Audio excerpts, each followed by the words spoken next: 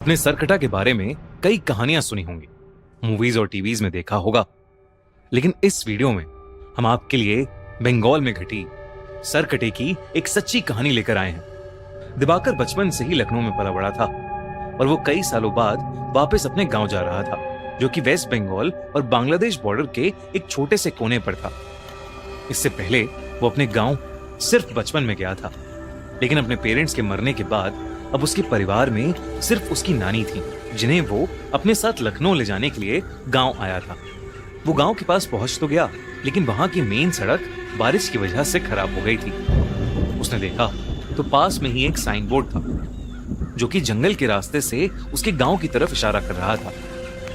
दिवाकर ने वो रास्ता तो ले लिया, लेकिन उसे नहीं पता था कि वो रास्ता लेना उसकी जिंदगी की सबसे बड़ी गलती बनने वाला है। शाम ढल रही थी और जंगल का वो रास्ता एकदम सुनसान था। पूरे रास्ते में बस उसके अलावा और कोई नहीं था। कुछ दूर जाते ही दिवाकर को अजीब सा भारीपन लगने लगा और उसे ऐसा महसूस हुआ कि कोई 10 फीट का आदमी एक झाड़ी के पीछे खड़ा उसकी तरफ देख रहा है। दिवाकर को लगा कि झाड़ियों में कोई जानवर होगा, तो वो थोड़ा तेजी से चलने लगा और तभी उसके पैरों के नीचे कुछ आया, जिससे वो लड़खड़ा कर नीचे गिर गया। जैसे ही उसने पलट कर देखा तो उसके रोंगटे खड़े हो गए। वो जिस चीज से लड़खड़ाया था वो चीज कुछ और नहीं बल्कि किसी इंसान का कटा हुआ सड़ा हुआ एक सर था। ये देखते ही दिवाकर वहां जोर से भागा और जैसे तैसे करके उस एरिया से निकलकर अपने घर पहुंच गया। उसकी नानी उसे देखकर बहुत खुश थी और साथ ही हैरान भी।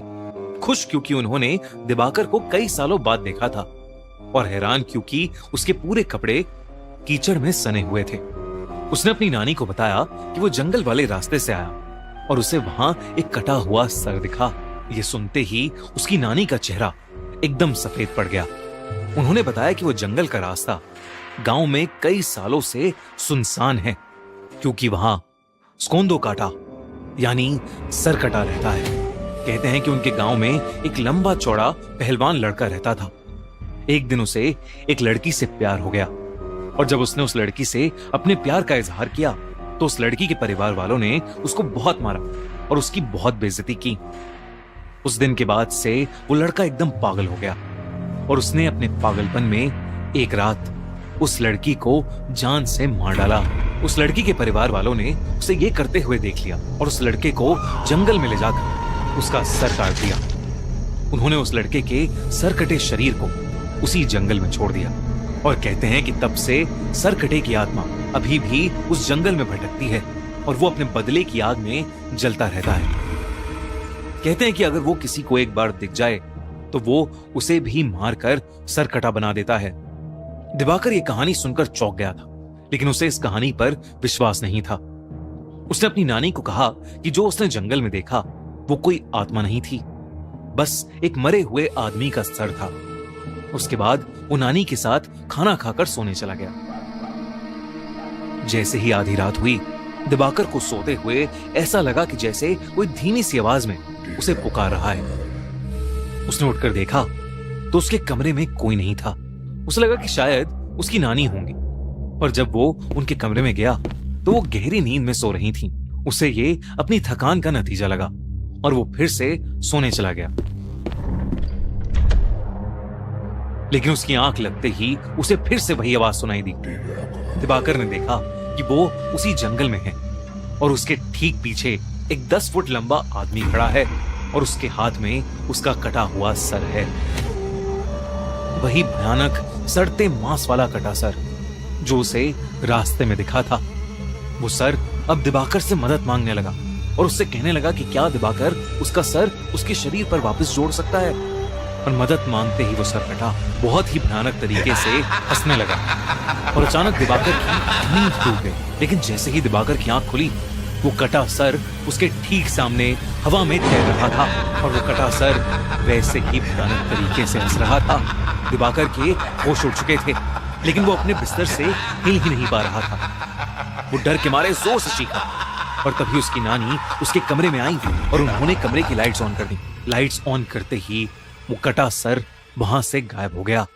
जब नानी ने उससे पूछा कि उसे क्या हुआ है, तो दिवाकर ने अपनी नानी से कहा कि उसने बस एक बुरा सपना देखा है। उस रात दिवाकर सो नहीं पाया उसने गांव वालों से उस सरकटे के बारे में कई किस्से सुने, जिसमें से एक किस्सा यह भी था कि वो सरकटा लोगों से अपने सर को जोड़ने के लिए मदद मांगता है, और अगर किसी ने उसका सर जोड़ दिया तो वो पूरे गांव का विनाश कर देगा, और जो लोग उसका सर जोड़ नहीं पाते वो उन्हें मारकर अपने जैसा सरकटा बना देता है।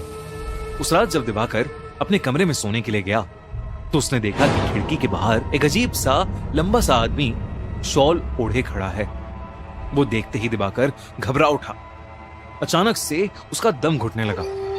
उसने देखा कि उस सरकटे का सर उसके ठीक पीछे है और वो अपने बालों से उसका गला दबा रहा है। इससे पहले कि वो कुछ कर पाता, उसे कमरे में एक तेज हवा का झोंका महसूस हुआ और वो एकदम से बेहोश हो गया। कुछ देर बाद जब दिवाकर की आंख खुली तो उसकी नानी उसके सामने थी। दिवाकर अपनी नानी को देखकर रोने लगा और उसने अपनी नानी को सरकटे के बारे में सब कुछ बताया। उसकी नानी बेहद घबरा उठी। दोनों ने डिसाइड किया कि वो सुबह होते ही उस गांव को छोड़ देंगे। उसकी नानी दिवाकर के कमरे में उसके साथ ही लेट गई।